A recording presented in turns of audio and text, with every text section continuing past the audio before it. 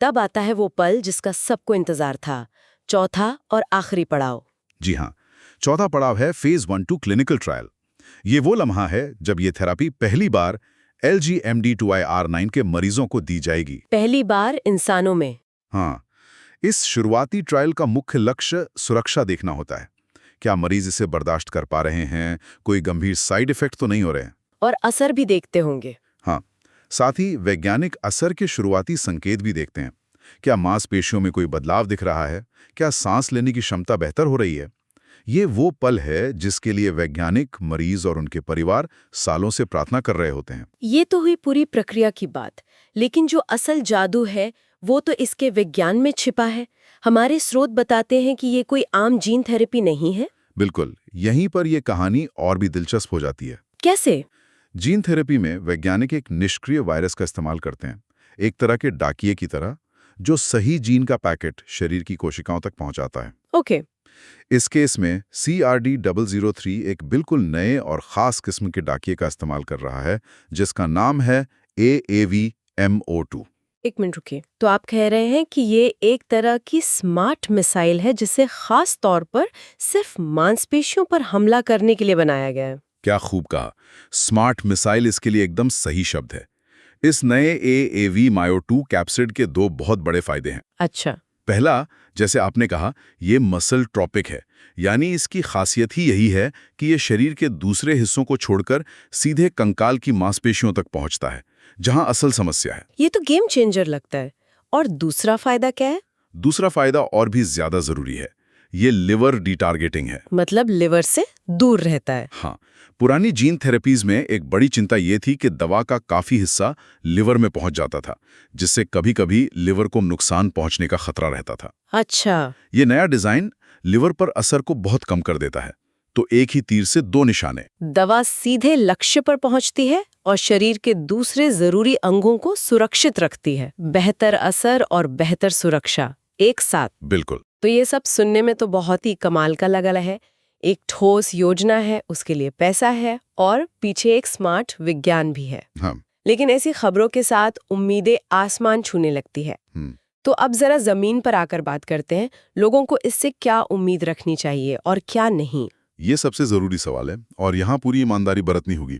सबसे पहले ये समझना जरूरी है कि इसका क्या मतलब नहीं है। ओके। इसका मतलब ये नहीं है कि इलाज आ गया है। ये थेरेपी अभी मंजूर नहीं हुई है, ये किसी दुकान या अस्पताल में नहीं मिल रही है। और सफलता की गारंटी भी नहीं है। बिल्कुल, इसकी सफलता की कोई गारंटी नहीं है।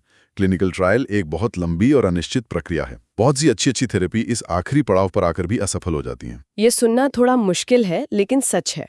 तो फिर अच्छी खबर क्या है? इसका क्या मतलब है? इसका जो मतलब है वो भी उतना ही ताकतवर है। इसका मतलब है कि अब एक ठोस, पैसों से समर्थित योजना मौजूद है। इसका मतलब है कि LGMD2I/R9 जैसी दुर्लभ बीमारी को अब नजरअंदाज नहीं किया जा रहा है। इस पर दुनिया के बेहतरीन दिमाग काम कर रहे हैं। हाँ, और सबसे बड़ी बात, इंसानी क्लिनिकल ट्रायल अब कोई दूर का सपना नहीं, बल्कि एक हकीकत बनने वाले हैं। ये हवा में की गई बात नहीं है, ये एक वास्तविक, मापने योग्य प्रगति है। मरीजों और उनके परिवारों के लिए समय सबसे कीमती होता है। क्या इसकी कोई अनुमानित समय सीमा है? स्रोत एक अंदाजा देते हैं, लेकिन ये इस पर निर्भर करेगा कि सब कुछ बिना किसी रुकावट के हो। अगर सब ठीक रहा तो? अगर सब ठीक रहा तो 2025 तक प्री क्लिनिकल काम और GMP मैन्युफैक्चरिंग पूरी हो जानी चाहिए। ओके। 2025 के आखिर या 2026 की शुरुआत में FDA को आवेदन भेजा जा सकता है और मंजूरी मिल सकती है। और फिर 2026 में ही अमेरिका में फेज 1-2 क्लिनिकल ट्रायल शुरू हो सकते हैं। और भारत जैसे दूसरे देशों के बारे में क्या? यहाँ के मरीजों तक ये कब तक पहुँच सकती है? ये एक जरूरी बात है। भारत या किसी दूसरे देश में इसकी उपलब्धता बाद में ही संभव होगी। ये पहले अमेरिकी ट्रायल्स की सफलता पर निर्भर करेगा। और फिर यहाँ की सरकारी मंजूरी लेनी होगी। जी, जिसमें और भी वक्त लग सकता है। लेकिन एक बार कोई थेरेपी दुनिया में कहीं भी सफल साबित हो जाती है, तो बाकी दुनिया के लिए रास्ते खुल जाते हैं। तो इस पूरी चर्चा का सार ये है कि ये सिर्फ एक प्रेस रिलीज नहीं है जो उम्मीदें जगा के खत्म हो जाए। ये खोखला प्रचार नहीं है। बिल्कुल नहीं, ये वास्तविक प्रगति है। एक साफ योजना है, उसे पूरा करने के लिए पैसा है और उसके पीछे एक मजबूत वैज्ञानिक आधार है। LGMD टाइप 2IR9 के साथ जी रहे परिवारों के लिए ये बहुत गहरा मतलब रखता है। ये सिर्फ उम्मीद नहीं है, ये विज्ञान पर आधारित उम्मीद है। विज्ञान पर आधारित उम्मीद। हाँ, ये इस विश्वास पर टिकी है कि वैज्ञानिक प्रक्रिया काम कर रही है, भले ही धीरे धीरे, लेकिन हम सही दिशा में आगे बढ़ रहे हैं। जैसा कि स्रोत में एक बहुत खूबसूरत बात कही गई है, आज नहीं, कल नहीं, लेकिन हम आखिरकार सही दिशा में आगे बढ़ रहे हैं। ये एक वाक्य इस पूरी स्थिति के सार को पकड़ लेता है। हाँ, ये धैर्य, लगन और अंत में होने वाली प्रगति की कहानी है। तो हमने देखा कि कैसे एक बीमारी जिसका सालों तक कोई इलाज नहीं था, आज एक ठोस, पैसे से भरी योजना के साथ इंसानी परीक्षणों के दरवाजे पर दस्तक दे रही है। जी।